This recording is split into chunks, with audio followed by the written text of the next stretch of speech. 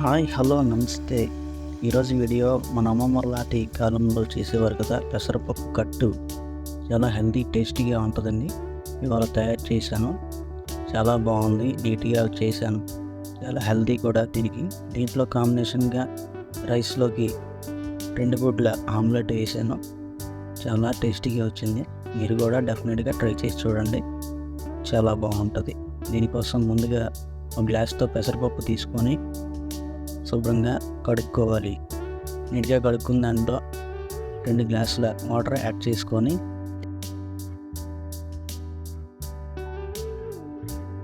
మూత పెట్టుకొని stove on చేసి స్టవ్ మీద పెట్టుకోవాలి. 3 విజిల్స్ వేయించుకోవాలి. 3 విజిల్స్ వచ్చిన తర్వాత కుక్కర్ మూత ఓపెన్ చేసుకుంటే ఇలా వస్తుంది. బాగా మెత్తగా చిదుపుకోవాలి మొత్తం అంతా. ఇలా చేసిన తర్వాత ఒక ఆనియన్ తీసుకొని కొద్దిగా పెద్దగానే కట్ చేసుకోవాలి. ఉల్లిపాయలు ఈ విధంగా కట్ చేసుకున్న తర్వాత 5 పచ్చిమిర్చి తీసుకొని సన్నగా తరుక్కోవాలి. ఇందులో కారం వేయం కాబట్టి ఎక్కువ తీసుకోవాలి. 2 బాగా పండిన టమాటాలు పెద్దగానే కట్ చేసుకోవాలి. టమాటాలు కూడా ఇప్పుడే బాగుంటుంది కట్టు. చూసారు కదా, ఈ విధంగా ఈ పప్పులోకి 3 గ్లాసుల వాటర్ యాడ్ చేసుకొని అదే గ్లాస్తో చింతపండు రసం కూడా వేసుకోవాలండి. కొద్దిగా కలుపుకొని శుభ్రంగా మొత్తం పెట్టినట్టు కలుపుకొని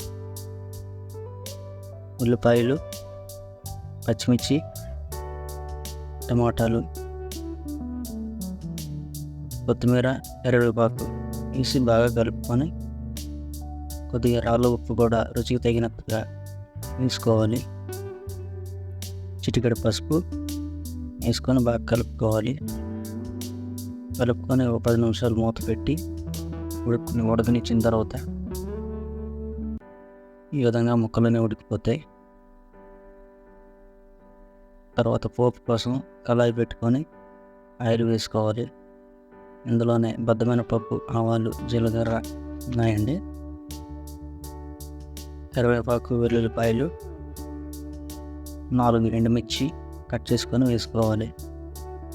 బాగా కలిపిన తర్వాత ఆ పప్పులోకి తీసి ఈ పోపు వేసేసి కలుపుకోవడమే. పెసరపప్పు కట్టు రెడీ అయిపోయింది. చాలా టేస్టీగా ఉందండి. చూసారా ఎంత బాగుందో. తర్వాత గ్లాస్ తీసుకొని 2 గుడ్లు బ్రేక్ చేసుకొని బాగా కలుపుకోవాలండి. ఎగ్ మీకు తెలియదే ఉంది, బాగా కలుపుకుంటే బాగా ఆమ్లెట్ వస్తుంది. కొద్దిగా మిరియాల పొడి, సాల్ట్, కొద్దిగా కారం వేసుకొని బాగా కలుపుకోవాలి. అంతా ఉండలు లేకుండా బాగా కలుపుకొని స్టవ్ వెలిగించి ప్యాన్ పెట్టుకొని ఆయిల్ వేసుకోవాలండి. ఎగ్ మిశ్రమం పోసుకొని బాగా కాల్చుకోవాలి. ఈ విధంగా ఇంత టర్న్ చేసుకోవాలి. అయిపోయిందండి ఆమ్లెట్. రైస్ వేసుకొని పెసరపప్పు కట్టు వేసుకొని ఆమ్లెట్ పెట్టుకొని తింటే మజాగా ఉంటుంది.